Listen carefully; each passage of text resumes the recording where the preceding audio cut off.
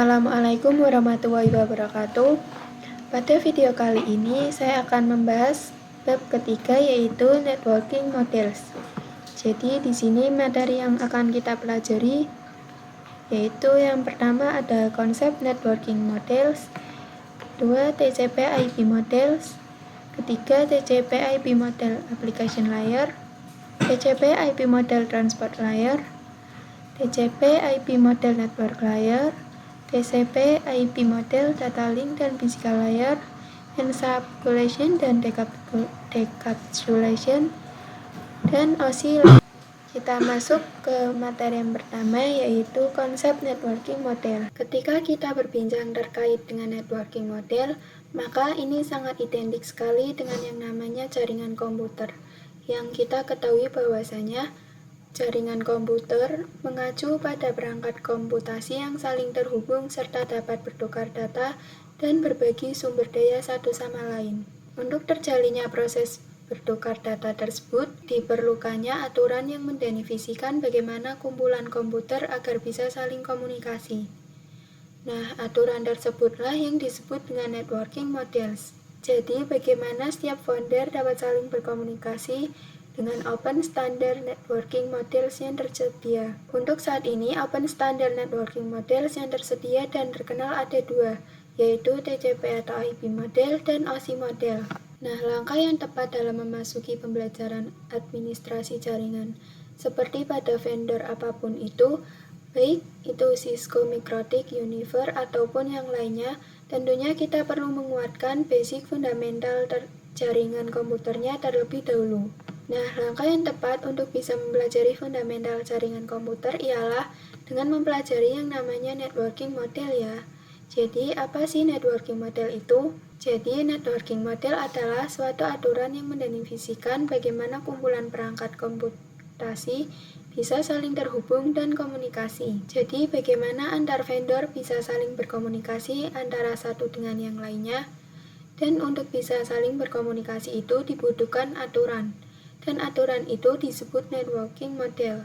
Untuk saat ini, open standard networking models yang tersedia dan terkenal ada dua, yaitu TCP atau IP model dan OSI model. Kita lihat di sini, before open networking model exists, itu setiap vendor memiliki networking modelnya tersendiri. Salah satu contohnya pada tahun 1974, vendor IBM membuat networking model miliknya yang bernama SNA System Architecture Network atau System Network Architecture.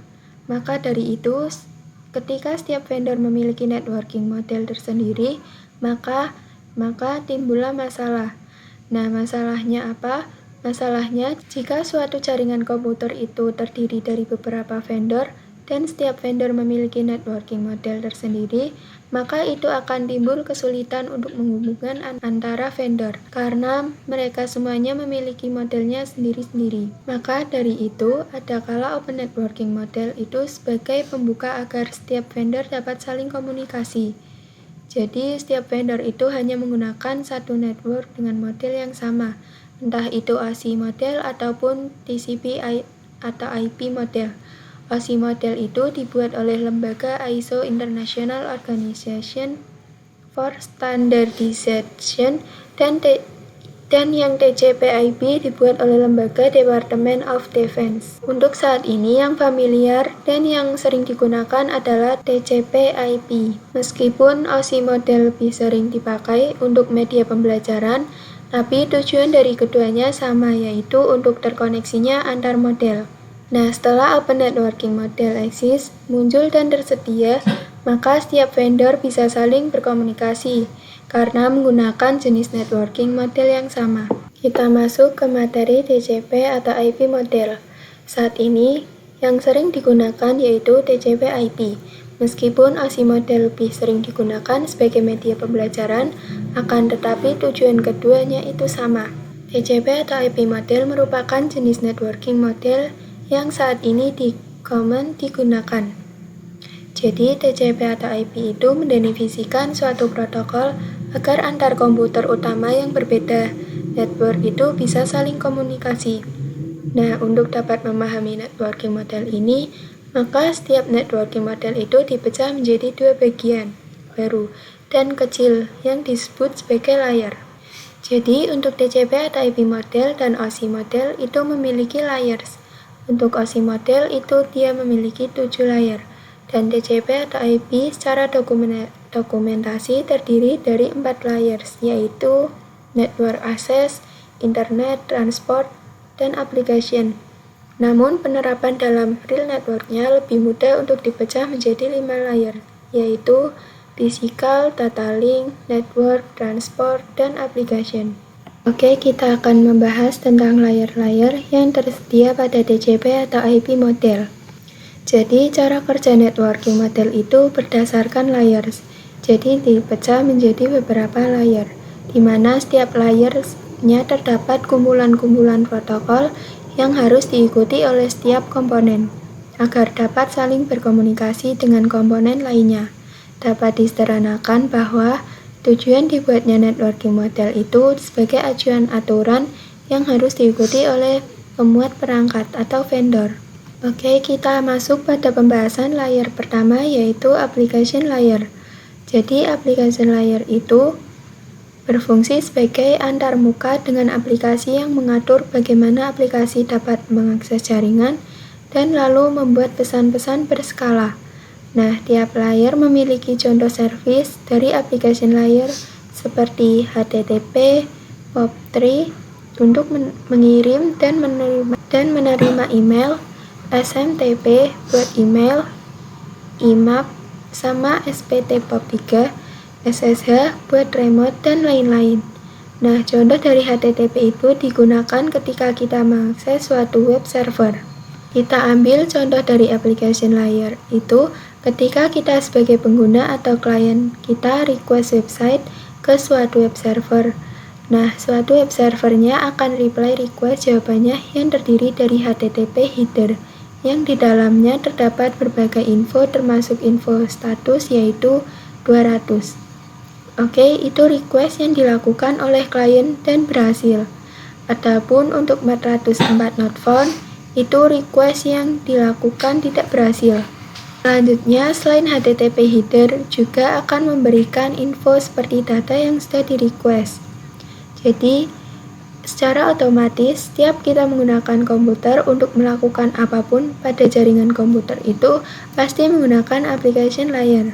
Oke, jadi fungsi dari transport layer adalah menyajikan atau memberikan service ke application layer atau transfer data. Untuk transport layer terdapat 2 protokol yang sering digunakan, yaitu TCP dan UDP. Dan untuk perbedaannya kalian bisa lihat di sini. Nah, salah satu mekanisme yang disediakan oleh transport layer khususnya pada TCP itu adalah error recovery mechanism. Kita bisa lihat ilustrasi di bawah sini. Cara kerja error mechanism yang disediakan oleh TCP ketika ada klien melakukan request ke web server atau website ya. Jadi kan kalau sebelumnya di application layer itu akan melakukan request ke server, terus akan di-reply menggunakan HTTP header. Nah, di sini ketika udah memasuki tahapan transport layer, itu nanti akan ada tambahan-tambahan yang bisa kita lihat di sini. Nah, pada bagian transport layer HTTP header dan data tersebut akan ditambahkan dengan TCP header dan nantinya akan dibungkus menjadi segmen yang kemudian nantinya akan ditransport ke perangkat jaringan. Lalu, jika terjadi error yang artinya sudah banyak komunikasi dan bandwidth-nya tidak mencukupi, maka nantinya klien akan melakukan request lagi, dan nanti web server akan mengirimkan ulang. Nah, ini contoh dari TCP.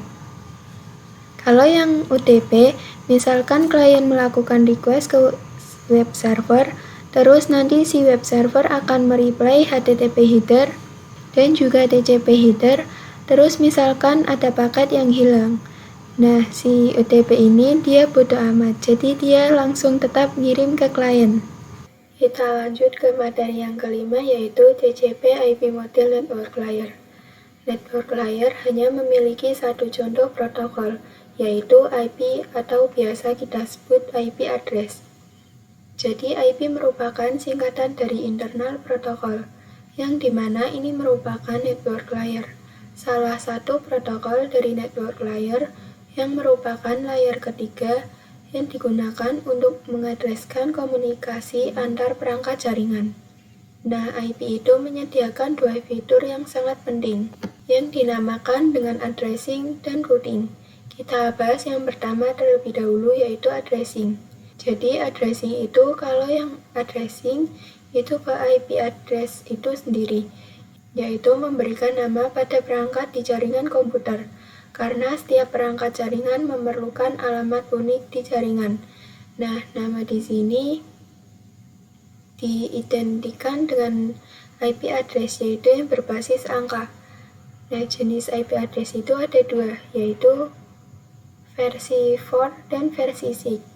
Untuk yang versi 4 terdiri dari 4 bit dan jika dijumlahkan terdapat pengelamatan 32 bit. Sedangkan untuk IP versi 6 itu memiliki 6 blok yang dijumlahkan memiliki 128 bit. Jadi contoh di sini yang addressing, ketika suatu perangkat memiliki IP address 192.168.1.1 dan perangkat lainnya memiliki 1.2 dan memiliki nama, maka jika ingin komunikasi tinggal ditunjukkan ke nama tersebut. Sekarang kita akan membahas yang routing.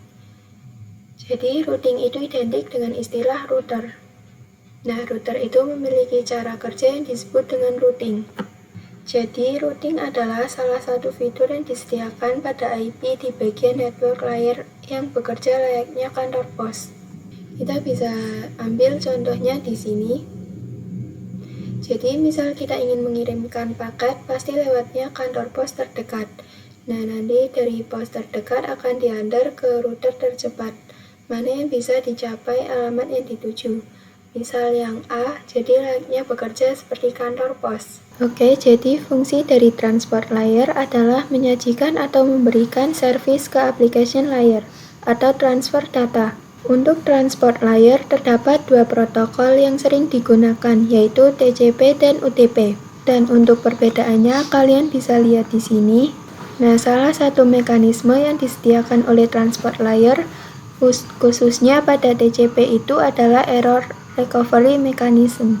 Kita bisa lihat ilustrasi di bawah sini. Cara kerja error mechanism yang disediakan oleh TCP ketika ada klien melakukan request ke web server atau website ya. Jadi kan kalau sebelumnya di application layer itu akan melakukan request ke server, terus akan di-reply menggunakan HTTP header. Nah, di sini ketika udah memasuki tahapan transport layer, itu nanti akan ada tambahan-tambahan yang bisa kita lihat di sini. Nah, pada bagian transport layer HTTP header dan data tersebut akan ditambahkan dengan TCP header dan nantinya akan dibungkus menjadi segmen yang kemudian nantinya akan ditransport ke perangkat jaringan. Lalu, jika terjadi error yang artinya sudah banyak komunikasi dan bandwidth-nya tidak mencukupi, maka nantinya klien akan melakukan request lagi, dan nanti web server akan mengirimkan ulang. Nah, ini contoh dari TCP. Kalau yang UDP, misalkan klien melakukan request ke web server, terus nanti si web server akan mereply HTTP header dan juga TCP header, terus misalkan ada paket yang hilang. Nah, si UDP ini dia bodo amat, jadi dia langsung tetap ngirim ke klien. Kita lanjut ke materi yang kelima, yaitu TCP IP Model Network Layer. Network layer hanya memiliki satu contoh protokol, yaitu IP atau biasa kita sebut IP address. Jadi IP merupakan singkatan dari internal protokol, yang dimana ini merupakan network layer. Salah satu protokol dari network layer yang merupakan layer ketiga yang digunakan untuk mengadreskan komunikasi antar perangkat jaringan. Nah, IP itu menyediakan dua fitur yang sangat penting, yang dinamakan dengan addressing dan routing. Kita bahas yang pertama terlebih dahulu, yaitu addressing. Jadi, addressing itu kalau yang addressing itu ke IP address itu sendiri, yaitu memberikan nama pada perangkat di jaringan komputer, karena setiap perangkat jaringan memerlukan alamat unik di jaringan. Nah, nama di sini diidentikan dengan IP address, yaitu yang berbasis angka. Nah, jenis IP address itu ada dua, yaitu versi 4 dan versi 6. Untuk yang versi 4 terdiri dari 4 bit dan jika dijumlahkan terdapat pengelamatan 32 bit. Sedangkan untuk IP versi 6 itu memiliki 6 blok yang dijumlahkan memiliki 128 bit. Jadi contoh di sini yang addressing, ketika suatu perangkat memiliki IP address 192.168.1.1 dan perangkat lainnya memiliki 1.2 dan memiliki nama, maka jika ingin komunikasi tinggal ditunjukkan ke nama tersebut. Sekarang kita akan membahas yang routing. Jadi routing itu identik dengan istilah router. Nah, router itu memiliki cara kerja yang disebut dengan routing.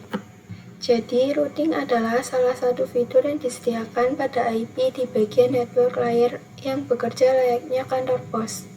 Kita bisa ambil contohnya di sini. Jadi, misal kita ingin mengirimkan paket, pasti lewatnya kantor pos terdekat. Nah, nanti dari pos terdekat akan diantar ke router tercepat, mana yang bisa dicapai alamat yang dituju. Misal yang A, jadi layaknya bekerja seperti kantor pos.